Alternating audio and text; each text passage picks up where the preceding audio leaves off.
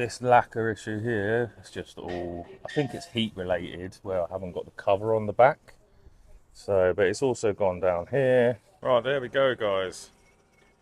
Had quite a few stone chips in the front. Really blend out them stone chips. That's 3 coats of epoxy primer on the bonnet. So let's mix up some paint. Let's go. Going back to normal colour. Back to black, as they say. Let's go. Oh, yeah, that looks sweet. Hopefully we can get the rest of the car to shiny. We're back at it, and something a bit different again. We've got another project. You can see it hiding behind the back of me there. It is already stripped down. Going to take you back a little bit to when I painted everything. So far I've painted the bonnet and anything that's not attached to the car, but here is the new project. So there she is, my Escort GTi 1998. She's had a lot of work done in the past, including I built the engine. It's now got a 2 litre in it with the HO inlet, ported and polished head, but she's feeling a bit tired. Like I said, I've done a lot of stuff on already. I've welded the rear arches. This is one of the first projects I ever did. I'm not super happy with how I did the arches, but everything else, I did sills, bottoms of the doors, floor work. Inside, she's pretty nice. Door cards are off for the minute, but you know, she's pretty untidy. She's got a lot of stuff thrown in here that's needed. But we need to get this thing painted and looking respectable. The roof I've wrapped in a vinyl wrap because the paint had faded so badly, but again, that lasted about 6 months before that went bad. So I've already painted anything that I could unbolt. So let's go back a bit to the old workshop and I'll start there.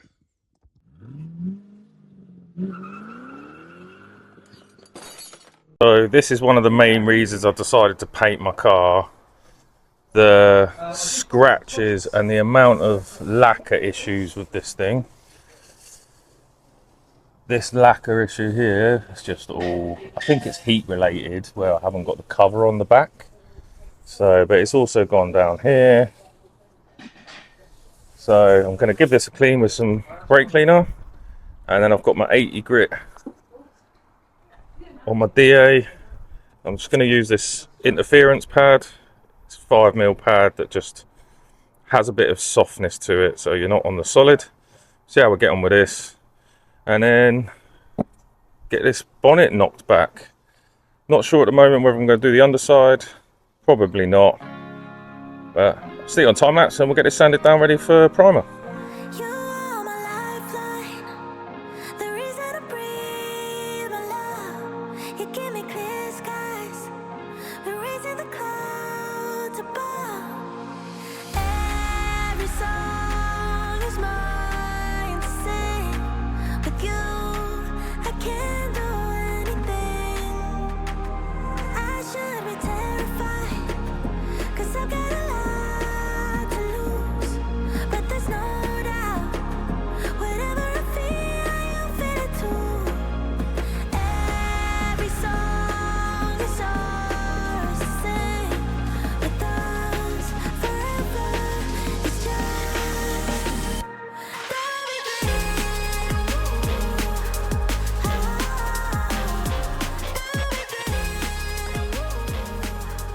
Right, there we go, guys. Had quite a few stone chips in the front. One thing I will say is just, if you're doing this yourself, really blend out them stone chips, man. You don't want to dig in one spot, just cause yourself trouble later on. So I've literally taken this whole section down, where there was one there, there's one there, and there was one there, one in the center of this here. But like when you rub your hand over it, you can't feel a dip, because I've blended them right out. There's a bad one here, and there is a little dent there, but overall, this bonnet is remarkably straight. So obviously with proper degrease down, that's ready for primer. So we'll get that in the booth, Going to do it alongside a couple of the bite bits, so you'll probably see the bite bits first. But there we go, much better. Ready for some primer. Process. Sticking 3 coats of epoxy primer on there, ready to paint. We've got to give it a good sand down as well. So let's crack on with that, and we'll get on to the next thing.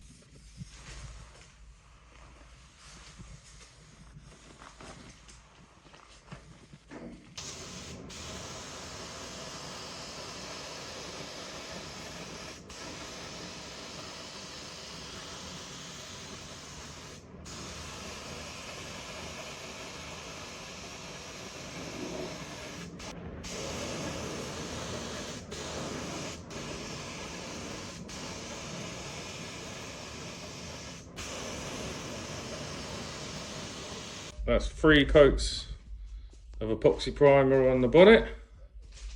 It looks pretty nice. Not really any issues.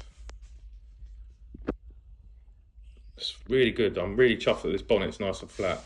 Hopefully all I've got to do is knock it back and we don't have to do any much more work. I know we've got a couple of little bits at the front here, but apart from that, this looks good.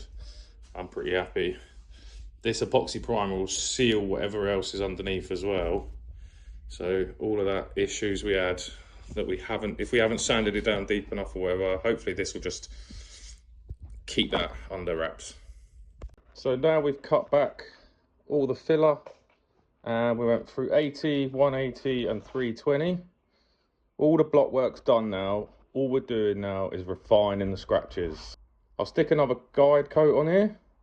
And then I'm just going to put some 500 and 800 on my DA and just knock all that back so that we've got down to the finish layer. Yeah, we've rubbed through a few places. It's not a problem. We're going to blow over with the epoxy primer, wet on wet epoxy primer before we put the final coat down. It's like a thin version of epoxy, and that'll get rid of any metal or imperfections and create a barrier layer before we put paint on. So let's crack on with sanding all this.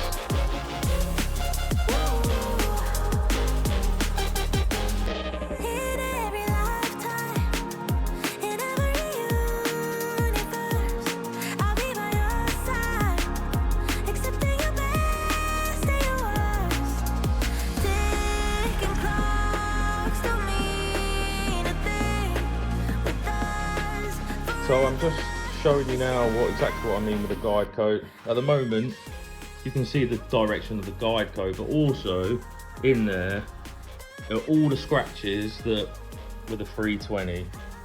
So as I sand this down, you'll start to see scratches more obviously, and then about halfway through, you'll have just a few scratches. But you might want to say to yourself, oh, that will do, but I really wouldn't. Like, there's other bit, I really wouldn't.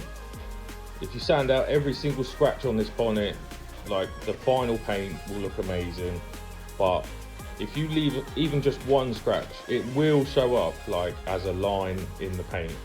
You know, we've all done it, we've all thought, oh, that's enough, that'll do, and I've found scratches in plenty of good paint jobs as well. So just keep going, and then you'll get to the point where it's like this and it's just pure white. So hold you close till morning comes. Babe, is that alright? Still on my body, I taste you on my tongue. You left a mark you can't undone. Fever caught it, now I'm burning up, basking in the glory of your afterglow.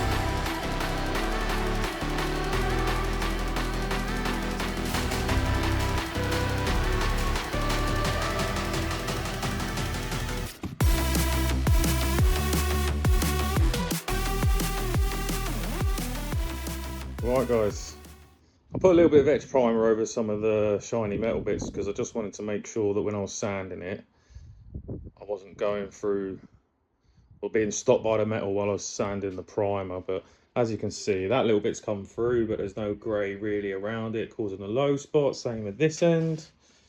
This middle bit had a bit of a hole, like a metal down to metal in the middle, but that's sound. You can sort of tell how well it's, because you can see the reflection of my lights in it. It feels like glass now, and that's ready for the finishing epoxy, like wet on wet epoxy to go on before we paint. So this is ready for paint. So let's mix up some paint. Let's go, going back to normal color, back to black, as they say. Let's go. Right, I forgot to record this bit, but basically I got one of these 3M rubber squeegees, and they're ideal because they've got a bit of flex to them but not a lot, and they're ideal. So I'll get 2000 grit on this, plenty of water and light passes anywhere you've got a nib, which is the little high spots. But yeah, pretty much where I've just touched there was a nib, but now, you know, I've sanded it off, done the same. There's been a couple of little bits. Just here was a bit too much orange peel for my liking, so I've just knocked that back with a 2000. And now I'm gonna stick it on time lapse. I've got my DA with a 3M Triax 3000 grit. I'm just gonna do gentle pass over the whole lot, and then it would be ready to be polished. But you definitely want to wait at least a day, if not two, before you do this stage. But let's crack on.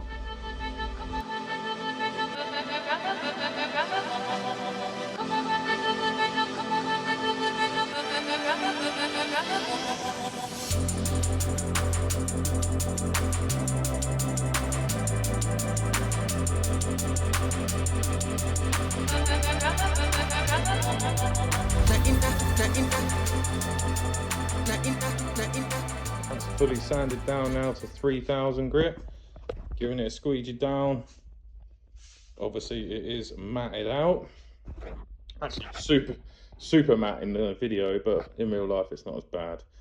Got rid of all the little low spots, got rid of a lot of the orange peel that comes, you know, off the gun.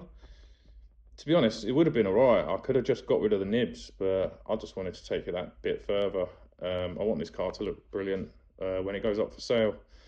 Obviously, if any of you guys are interested in it, 3-door Escort GTi, 2-litre conversion, full respray, let me know. Right, so now I have a polishing mop. It's a cheap one, but it'll do. I use 3M Fast Cut Plus. So I'm starting off with this Fast Cut Compound. It's the white lid. There's another one that's got a green lid. I just don't find it as good for the first cut. It says, you know, the green there is a little bit of a smaller cut triangle than this one, which is what I got. So I've got a green 3M pad to go on my mop. I'm going to use a bit of this, a bit of that, and that'll be the first stage of polishing. I'll then move on to an orange pad, which I think I've got a waffle version of, which has just got loads of little rivets in it. When you're using the pads, make sure you're not to go anywhere near the edge. Last thing you want to do after all this time and effort painting is blow through the paint on the edge. It's the same when you're sanding. If you notice, if it's still shiny around the edges,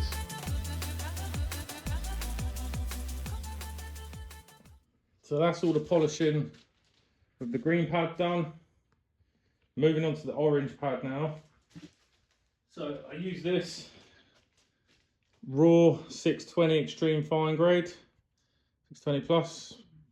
I found, in my opinion, it works amazing.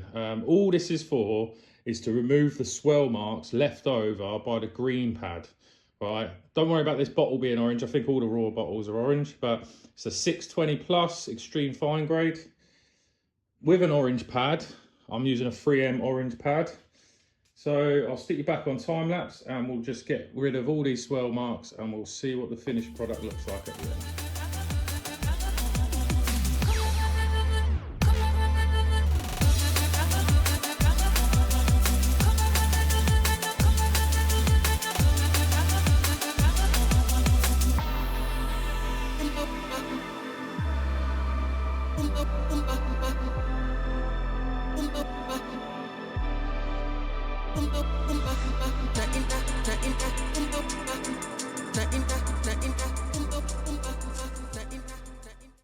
Right, there you go, guys.